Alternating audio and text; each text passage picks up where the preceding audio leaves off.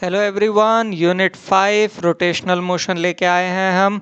इससे पहले क्या पढ़ा है आपने? Kinematics, laws of motion and work energy power. और यहाँ हम क्या पढ़ने वाले हैं? यहाँ हम पढ़ेंगे types of motion of a rigid body, centre of mass and examples of motion of centre of मास। चलिए, क्या आपको पता होना चाहिए? सबसे पहली चीज position vector r is equals to xi plus yj plus zk, velocity v is equals to dx by dt, acceleration a is equals to dv by dt, Newton's second law which is F equal to ma, and this can be written as m dv by dt or m d square x upon dt square. Rigid body. A rigid body is that which has a definite shape. और ऐसा क्यों होता है भाई? क्योंकि इसके अंदर जो डिफरेंट पेयर ऑफ पार्टिकल्स होते हैं उनके बीच का डिस्टेंस चेंज नहीं करता है जब उन पे फोर्स लगाई जाती है। रियलिटी में कोई भी बॉडी ट्रूली रिजिड नहीं होती है। क्यों? क्योंकि जब आप फोर्स लगाओगे तो डिफॉर्म कर जाती हैं। Types of motion of a rigid body. तो पहला मोशन होता है प्योर ट्रांसलेटरी मोशन। इस मोशन में क्या होता है, बॉडी के अंदर हर पार्टिकल जो है वो सेम लीनियर डिस्टेंस ट्रेवल करता है एक गिवन टाइम में। जैसे कि motion of a car on a straight road. तो ये हो गई हमारी कार और हमने इसके टायर्स की पोजीशन को ए और बी कहा हुआ है। अब इस कार ने मूव किया, अब इसके पोजीशन हमने ए डैश और बी डैश कह दी टायर्स की। अब यहां अगर हम देखें, ये ओरिजिनल पोजीशन थी और ये न्यू पोजीशन है। ए से ए डैश और बी से बी डैश सेम आएगा। इसका मतलब ए के पार्टिकल्स ने ए डैश का जो डिस्टेंस ट्रेवल किया, सेम डिस्टेंस बी के पार्टिकल्स ने बी डैश में ट्रेवल किया। तो हो गया ना प्योर ट्रांसलेटरी मोशन। इसमें एक टाइप आती है रेक्टिलिनियर ट्रांसलेशन, जिसमें क्या होता है कि जो पाथ होता है पार्टिकल्स का वो स्ट्रेट लाइन होता है। और दूसरा होता है कर्विलिनियर ट्रांसलेशन। इसमें क्या होता है, पाथ जो होता है वो कर्व लाइंस की फॉर्म में होता है। नेक्स्ट मोशन होता है प्योर रोटेशनल मोशन।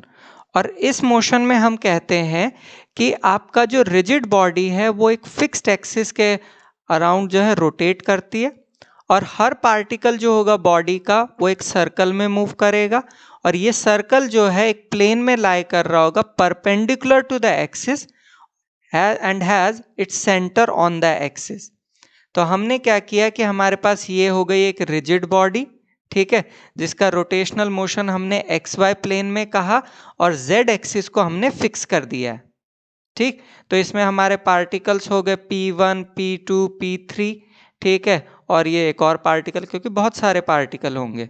अब ये जो पार्टिकल P1 है ये क्या करेगा, एक सर्कल डिस्क्राइब करेगा। ये हो गया सर्कल, ठीक है, जिसका सेंटर हमने कहा C1 हो जाएगा, ठीक है, और वो किस पे लाई कर रहा है, Z एक्सिस के ऊपर, और ये रेडियस हो गया आपका R1, ठीक है। दूसरा पार्टिकल आपका P2, ये भी क्या करेगा, एक सर्कल बनाएगा, ठीक, जिसका सेंटर आपका होगा C2, ठीक, और वो भी क्या है, Z एक्सिस के ऊपर ही लाई करेगा, रेडियस हो गया R2। तीसरा पार्टिकल 3 जो है वो स्टेशनरी है। क्यों? क्योंकि ये लाइज कर रहा है कहाँ पे, एक्सिस ऑफ रोटेशन पे, तो डिस्टेंस तो है ही नहीं ना कोई। अच्छा, यहां ध्यान रखना, एंगुलर वेलोसिटी जो होगी सारे पार्टिकल्स की वो सेम होती है irrespective of the distance from the axis of rotation. क्यों? क्योंकि जितने भी पार्टिकल है रिजिड बॉडी के, वो क्या है, एक रेवोल्यूशन गिवन एक्सिस पे तो एक टाइम में ही करेंगे ना, साथ मिलके करेंगे पूरा का पूरा। अब एग्जाम्पल आता है प्योर रोटेशनल मोशन का, motion of a ceiling fan. अब इसमें देखो, ये वाली एक्सिस हो गई आपकी फिक्स्ड एक्सिस और बाकी एक्स वाई प्लेन में मूव कर रहा है। अब पॉटर्स व्हील, इसमें देखो, इसमें ये एक्सिस हो गई फिक्स और ये एक्स वाई प्लेन में मूव कर रहा है, ठीक, एक्सिस ऑफ रोटेशन। और ये व्हील में भी ये देख लो, ये हो गई एक्सिस फिक्स्ड और ये हो गया rotation. Giant wheel in a circus, इसमें भी देखो, ये आपके परपेंडिकुलर बाहर की तरफ जा रही है, अंदर की तरफ कह सकते हो गए एक्सिस ऑफ रोटेशन फिक्स्ड, और ये ऐसे मूव कर रहा है मैरी गो राउंड, यानी कि इसमें ये देख सकते हो। अब हमारे आसपास जो ज़्यादातर मोशन होता है वो ना तो प्योरली ट्रांसलेशनल होता है ना रोटेशनल, वो होता है combination of translational and rotational motion. तो जैसे कि अगर मैं कहूं कि आपका एक सिलेंडर एक इंक्लाइन प्लेन पे जब रोल कर रहा है तो उसका मोशन एक कॉम्बिनेशन है translational and rotation about a fixed axis. ठीक, अभी जब सिलेंडर शिफ्ट करेगा टॉप से बॉटम की तरफ तो इसके अंदर जो पॉइंट्स है P1, P2, P3 और P4, ठीक है, इनकी क्या है अलग अलग वेलोसिटीज होगी एक पर्टिकुलर टाइम इंटरवल पे। तो ये हो गया ना combination of translational and rotational motion. Example, the wheels of a bicycle perform rotatory motion and the bicycle itself perform translatory motion. क्योंकि देखो बाइसिकल जा रही है स्ट्रेट तो ये हो गया ट्रांसलेशनल, और इसके व्हील्स कर रहे हैं रोटेशनल मोशन। ठीक है, a drill used by carpenter, तो ड्रिल ये जो जा रही है ये हो गया स्ट्रेट लाइन, और ये जो ड्रिल रोटेट कर रही है वो आपका हो गया रोटेटरी। ठीक है, a pulley used to draw water from a well, तो अब ये देखो इस केस में जो व्हील है ये कर रहा है रोटेटरी मोशन, और बकेट या रोप जो है ये दोनों के दोनों ये कर रही हैं translatory motion. Centre of mass, the center of mass of a body or a system of bodies is a point at which the total mass of the body or the system of bodies is supposed to be concentrated।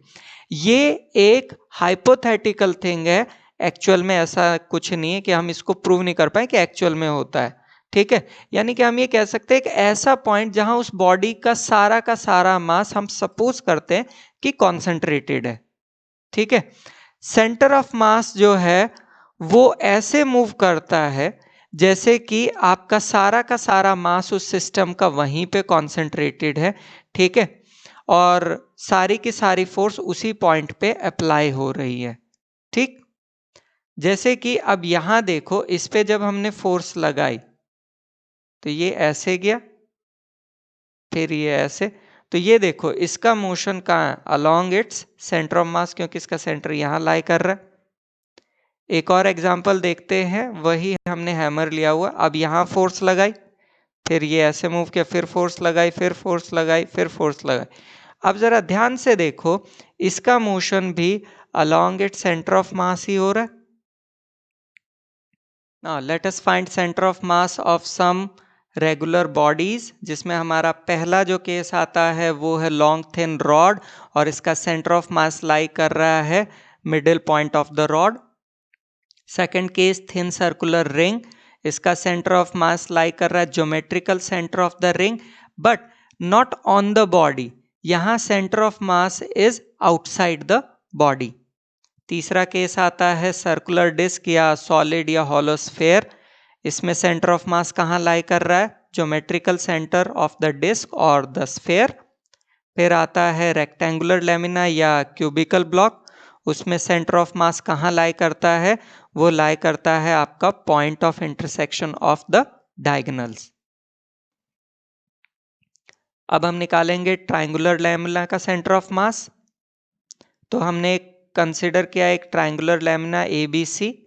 ठीक है, हमने इस lamina को narrow parallel strips में divide कर लिया है। ठीक है, और ये सारी बेस BC के पैरेलल है, आप डायग्राम में देख सकते हैं। सिमेट्री से हर स्ट्रिप का जो सेंटर ऑफ मास है वो उसके मिड पॉइंट पे होगा। ठीक है, इन मिड पॉइंट्स को ज्वाइन कर दे तो हमें मीडियन AD मिल जाता है। ठीक है, तो इसका मतलब centre of mass of the triangle lies on the median AD, इस पे लाई कर रहा होगा। ठीक, अच्छा अब अगर मैं क्या करूं B से बनाऊं तो E बनेगा, C से बनाऊं तो F बनेगा मीडियन। ठीक, तो सेंटर ऑफ मास जो है वो हमने क्या कहा AD पे लाई कर रहा है, BE पे लाई कर रहा है, CF पे लाई कर रहा है, और इन तीनों को मिला है तो इस पॉइंट पे लाई कर रहा है सेंटर ऑफ मास। ठीक है, तो सेंट्रॉइड यानी कि इस जी पॉइंट पे लाई कर रहा है। Centre of mass of two particle system, तो हमने कंसीडर किया कि हमारे पास दो पार्टिकल्स हैं जिनके मासेस हैं m1 और m2, जो a और b की पोजीशन पे हैं और जिनके पोजीशन वेक्टर्स हमने r1 और r2 कहे हुए हैं। ठीक है, पार्टिकल 1 के लिए हम कहेंगे v is equal to d r one by d t, और एक्सिलरेशन होगा d square r one upon d t square. Particle 2 के लिए similarly v2 is equal to d r two by d t and a2 is equal to d square r two upon d t square. ठीक है, अब हम कहते हैं कि हमने एक्सटर्नल फोर्स F1 अप्लाई की पार्टिकल 1 के ऊपर। ठीक है, और F2 फोर्स हमने अप्लाई की पार्टिकल 2 के ऊपर, एक्सटर्नल फोर्स। अच्छा, यहां पे F12 जो है इंटरनल फोर्स पार्टिकल 1 जो पार्टिकल 2 पे लगा रहा है, और F21 हो गई इंटरनल फोर्स जो पार्टिकल 2 पार्टिकल 1 पे लगा रहा है। ठीक, अच्छा, न्यूटन सेकंड लॉ क्या कहता है आपका? पार्टिकल 1 के लिए हम क्या कह सकते हैं? टोटल फोर्स F1 यानी कि एक्सटर्नल प्लस F21 जो लग रही है उस पे is equals to m a होता है, ए की जगह यहाँ d square r one upon d t square आ गया, तो ये आया F1 plus F21 is equals to M1 d square r one upon d t square. इसे इक्वेशन 1 कहा। ठीक है, पार्टिकल 2 के लिए similarly F2 plus F12 is equals to M2 d square r two upon d t square हो गया। ठीक है, 1 और 2 को ऐड किया। अच्छा, अब यहाँ पे ये आ गया F1 plus F2 is equals to d square M1 R1 upon d t square plus d square M2 R2 upon d t square. ये M1 को हमने अंदर ले लिया क्योंकि M1 और M2 तो कांस्टेंट है, उससे कोई फर्क नहीं पड़ता है। दूसरी बात, एक और चीज़ है, F21 और F12 तो इक्वल एंड ऑपोजिट है, इसीलिए वो कैंसिल आउट हो गई। चलिए कंटिन्यू करते हैं। तो इक्वेशन है F1 plus F2 is equals to d square M1 R1 upon d t square plus d square M2 R2 upon d t square. तो इसे हम लिख सकते हैं F is equals to d square upon d t square M1 R1 plus M2 R2। यहाँ पे हमने F1 plus F2 को रिप्लेस कर दिया है F से। अब हम क्या करते हैं, M1 प्लस M2 से मल्टीप्लाई और डिवाइड कर देते हैं और इस इक्वेशन को कहते हैं इक्वेशन नंबर 3। अच्छा, अगर हम ये कहें इस टू पार्टिकल सिस्टम का टोटल मास अगर पॉइंट C के ऊपर कॉन्सेंट्रेटेड यानी कि सेंटर ऑफ मास पे अगर कॉन्सेंट्रेटेड है, तो उस सिनेरियो में हम लिखेंगे F is equals to total mass into d square R, which is the position vector of the center of mass, upon dt square. This is equation number 4. 3 और 4 से क्या लिख सकते हैं? R is equals to M1 R1 plus M2 R2 upon M1 plus M2. इसे कहेंगे center of mass का position vector. ठीक है? अच्छा, in general center of mass of a system which is located at x, y and z, तो उसमें x is equals to summation of m i x i upon summation of m i, यानी कि m1 x1 plus m2 x2 plus up to m1 mn xn divided by m1 plus m2 and so on. Similarly for y and similarly for z। अच्छा, अगर आपका r है x i i plus y i j plus z i k, यानी कि position vector of the ith particle, ठीक है, और R यानी कि position vector of centre of mass is x i plus y j plus z k x y z capital में, उस scenario में हम कहेंगे कि R is equals to summation of m i r i upon summation of m i. चलिए, examples of motion of centre of mass. तो पहला example हमारा आता है motion of parts of a radioactive nucleus on disintegration. हमने एक radium nucleus लिया जो डिसइंटीग्रेट करता है रेडॉन और अल्फा पार्टिकल में। अब इसके डिसइंटीग्रेशन के लिए जो फोर्सेस हैं वो मेजरली इंटरनल होती हैं सिस्टम की, और एक्सटर्नल फोर्सेस नेग्लिजिबल होती हैं। तो लीनियर मोमेंटम जो होगा सिस्टम का वो आपका कंजर्व्ड रहेगा according to the law of conservation of linear momentum. अब इसमें आते हैं दो केसेस। पहला केस आता है decaying radium nucleus is at rest. तो उस सिनेरियो में ये आपका हो गया रेडियम न्यूक्लियस, ये रेस्ट पे है, तो इसके जो प्रोडक्ट्स हैं, कौन कौन से प्रोडक्ट, रेडॉन और अल्फा पार्टिकल, ये मूव करते हैं बैक टू बैक। ठीक है, ये देखो, ये इस साइड, ये इस साइड। क्यों? क्योंकि सेंटर ऑफ मास जो है वो क्या हो सके, वो रेस्ट पे रहे, यानी कि इसी एक्सिस पे लाई कर सके, इसीलिए ये बैक टू बैक मूव करते हैं। दूसरा केस देखते हैं। अब आपका क्या है, ये जो डिकेइंग न्यूक्लियस है स्ट्रेट लाइन में मूव कर रहा है किसी वेलोसिटी के साथ, तो ये देखो ये मूव कर रहा है, इसके बने प्रोडक्ट्स। अब ये दोनों के दोनों प्रोडक्ट्स देखो ऐसे मूव करते हैं कि सेंटर ऑफ मास जो है वो इसी एक्सिस के ऊपर ही लाई करे। ये यहां होंगे तो भी वो इस तरह से मूव करते हैं कि सेंटर ऑफ मास जो है वो इसी एक्सिस पे लाई करे। Example number 2, earth moon system. यहाँ पे ब्लू अर्थ को रिप्रेजेंट कर रहा है और रेड मून को रिप्रेजेंट कर रहा है। तो अर्थ और मून एक दूसरे के ऊपर इंटरनल ग्रेविटेशनल फोर्सेस लगाते हैं। To rule out the possibility of earth and moon colliding with each other, हम ये इमेजिन करते हैं कि ये दोनों रिवॉल्व कर रहे हैं कॉमन सेंटर ऑफ मास के अलोंग, इस तरह से कि ये दोनों हमेशा उस कॉमन सेंटर ऑफ मास के ऑपोजिट साइड्स में होते हैं। अब क्योंकि अर्थ का मास बहुत ज़्यादा है, तो ये जो कॉमन सेंटर ऑफ मास है ये अर्थ के बहुत ही क्लोज लाई करता है, जिससे ये एजम्पशन माना गया कि मून रिवॉल्व कर रहा है अर्थ के अराउंड, जबकि असलियत में ये दोनों एक कॉमन सेंटर ऑफ मास के अराउंड रिवॉल्व कर रहे हैं। Third example, motion of an exploding fire cracker. तो ये देखो फायर क्रैकर जब एक्सप्लोड करता है तो उसके अलग अलग पार्ट्स मूव कर रहे हैं। इसको हम यहाँ देखने की कोशिश करते हैं। देखो ये फायर क्रैकर, इसका मोशन कैसा आता है। इसके मोशन की अगर मैं बात करता हूँ तो पैराबोलिक है। तो हमने किया कि एक फायर क्रैकर लिया जो O से चला, P पॉइंट पे एक्सप्लोड हो गया because of the internal chemical forces. ठीक है, अब टोटल एक्सटर्नल फोर्स जो है वो तो सेम ही है, तो सेंटर ऑफ मास जो है एक्सप्लोडिंग पार्ट्स का वो भी क्या करेगा, सेम ट्रेजेक्टरी में जाएगा। अगर ये नहीं फूटता तो भी इसी पाथ में मूव करता। अब ये जो है इन दोनों का सेंटर ऑफ मास देखो, ये वाली लाइन ही है, तो ये हमेशा इसी पे मूव कर रहा है। ये इस तरफ गया और ये इस तरफ गया, इसका कारण भी यही है कि सेंटर ऑफ मास के अलोंग ही मूव कर रहे हैं। ये और एग्जाम्पल्स हैं सेंटर ऑफ मास के। ये बूमरैंग है second example.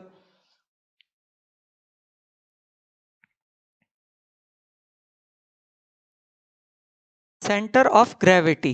It is a point at which the resultant of gravitational forces on all the particles of the body act. या मैं कह सकता हूं it is a point where the whole weight of the body is supposed to act.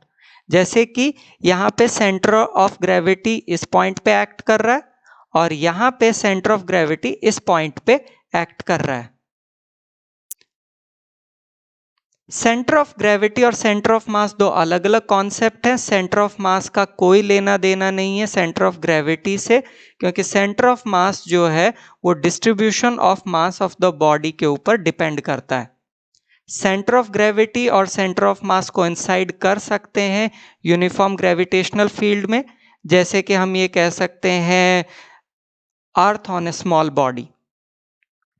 Small body के अंदर acceleration due to gravity जो है वो वेरी नहीं करती है, जबकि एक्सटेंडेड बॉडी के अंदर जी की वैल्यू जो है वो part two part of the body में वेरी करती है। तो सेंटर ऑफ ग्रेविटी और सेंटर ऑफ मास कोइंसाइड नहीं करता है। जैसे centre of gravity of mount Everest जो है वो सेंटर ऑफ मास से थोड़ा नीचे लाई करता है। क्यों? क्योंकि ग्रेविटेशनल फोर्स जो है वो हाइट के साथ डिक्रीज करती है। दूसरा, centre of mass of moon जो है वो उसके ज्योमेट्रिकल सेंटर के बहुत क्लोज है, ठीक है, लेकिन इसकी सेंटर ऑफ ग्रेविटी जो है वो अर्थ की तरफ थोड़ी सी डिस्प्लेस्ड है, क्योंकि आपका जो ग्रेविटेशनल फोर्स है वो क्या है, मून की नियर साइड पे ज्यादा है अर्थ के कारण। रिकैप करते हैं जल्दी से, क्या क्या पढ़ा हमने। Types of motion of rigid body, translatory, rotatory, combination of both. Centre of mass क्या होता है, उसका formula. Motion of centre of mass, उसके examples. Centre of gravity, it is a point where the whole weight of the body is suppose to act. चलिए, acknowledgement, Google, Bing, NCERT सबका धन्यवाद। Images वगैरह जो कुछ मिली, डेटा जो कुछ मिला उसके लिए। And do watch the next video which is on examples and assignment on centre of mass. Thank you so much.